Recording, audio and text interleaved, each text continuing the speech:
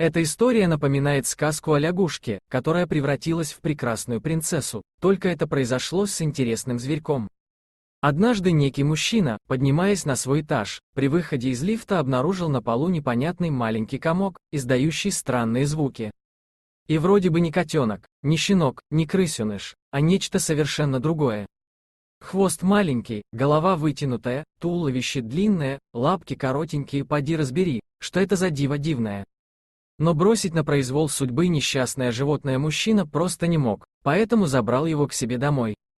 Кстати, именно этот человек всегда следил за чистотой подъезда, поливал растущие там цветы, а также установил мусорные баки, чтобы курящие соседи не бросали окурки наполовину.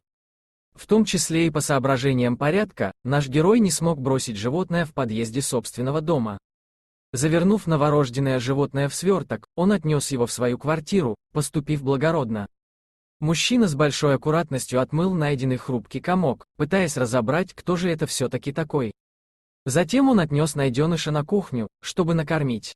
По опыту кормления котят, мужчина решил дать зверьку теплое молоко из пипетки и, видимо, это было самым правильным решением, ведь сразу после порции сытного обеда, благодарный малыш сладко уснул.